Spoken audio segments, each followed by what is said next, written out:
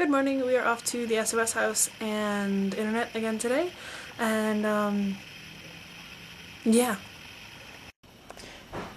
Okay, so this is how breakfast works. We've got tea, coffee, sugar, with cups and hot water. We've got usually some sort of meat. Sometimes it's like the big cold cut type meat, and sometimes it's little meat, sometimes it's fish, and bread with margarine. And that's breakfast. And boiled potatoes with beef. Yum!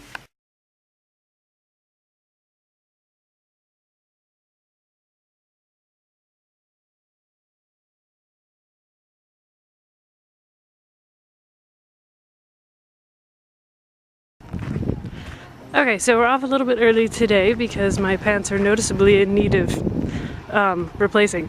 So the teacher said that I should go now because she also has the volunteers. There are more volunteers that come in on Monday than other days, and they come in right after nap before they go home. So she doesn't need me because she already has there's a group of 6 coming in today for some sort of project with the kids. So, and it'll all be in Setswana, so I won't understand any of it anyway, apparently.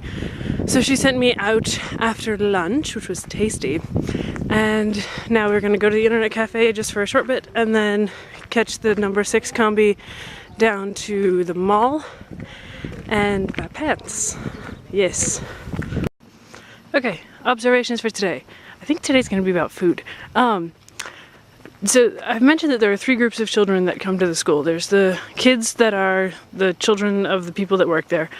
There are the SOS Village people, and there are the FS kids. The SOS Village is actually a bigger thing than just the school. There's like a whole, village. And all the families stay there and get aid throughout the year with finding jobs and housing and taking care of the kids and all that kind of thing. The FS kids are brought in from the group called FS, who goes out and gets them from the really poor places. And you can usually tell the difference between the kids in the way they dress. Like, the FS kids always come in exactly the same thing every single day, because I think that's all they own. And then the SOS kids, their clothes change. But then also, on Mondays, the SOS kids get fed every day. The FS kids don't. So when they come in to school on Monday, they haven't eaten in 2 days. So when it's time for lunch, they will eat everything on their plate. I mean, everything. They break the chicken bones open with their teeth and then suck out the marrow, eat everything. They are so stinking hungry. It's really, really sad. And then, yeah, but then they also, they have this incredible patience even when they're that hungry. They will sit there with the plate of food in front of them and wait until all of the children have their food and they get permission to say their prayers, and then they will eat. It surprises me. I mean, American kids don't even do that. They don't sit there and wait. They always start picking at their food, and then you're like, no, you have to wait. You don't have to tell them to wait. They will just sit there and wait for the time for them to eat. And also they gather at snack after nap. You'll see the SOS kids will just eat their snack, but the FS kids will take their snack and put it in their pockets to take it home with them because they know they're not getting dinner, and so that's what they eat for dinner, which is also really, really sad. But those are my observations for today. Okay, so as you walk, there are these little shops where you can buy airtime for your phone so that you can call people. And they also sell these little gums, which are called Chappies, which is not to be mistaken with Choppies, which is the grocery store over there. So, Chappie, Choppy.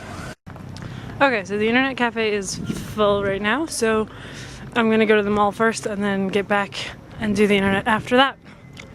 Yep. And yes, this place is as flat and brown as it looks in these last 3 videos. At least this part of it.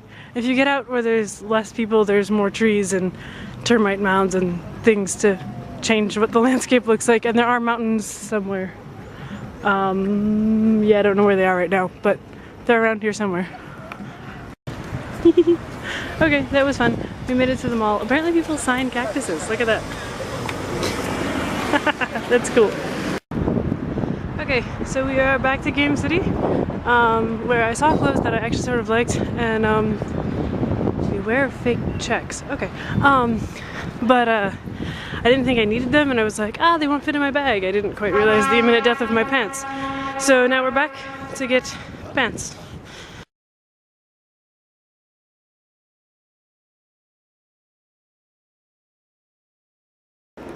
Okay, so they use American sizes, and I gained so much weight during this trip. Bummer. And pricing is about the same, actually, in America to Botswana, for jeans anyway. And but I got a pair. Yay! I'm gonna go change.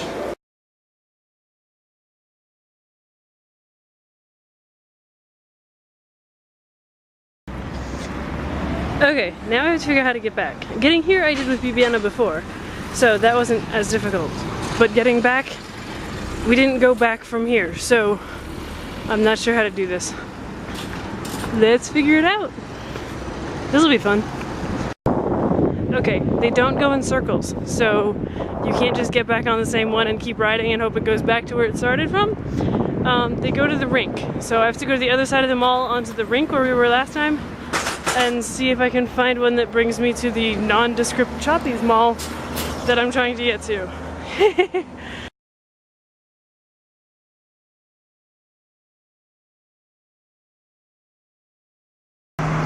Okay, we're going the right direction. Yay! Oh, so you know, it only costs about 3 pula to get on one of these, which is like 50 cents in American money, which is cool. Okay, we made it back with no problems at all. I'm going to make a very dangerous observation here and realize that I haven't gotten lost in this country yet. Although I may not know what city I'm in right now, I'm not lost. Yet. Okay, so real quick before I go help him with his studies, David has exams, so I'm helping him with his homework before he has tests tomorrow. So I need to go do that, but who is God today?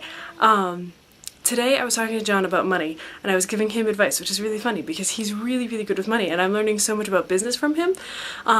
But we were talking about the spiritual aspects of money and how money isn't bad. You know, he was saying he wants to be wealthy, but not so wealthy that it's evil. And I was like, being wealthy isn't evil. It's the love of money that's evil.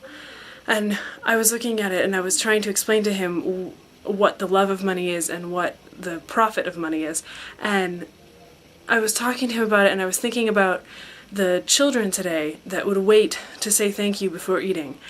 And the thing that's in common between those two things is that God's the one that's providing. He's the one that fills you. He's the one that sustains you. He's the one that profits that. So you can't love the money because God's the one giving it to you. So you love God. And that's why loving money is evil. Because you're replacing God with it, and you're saying that the money is prospering you and not God is prospering you. And that's why the children can wait, because they know God's the one filling me, not this food. And so today, God is prospering and filling.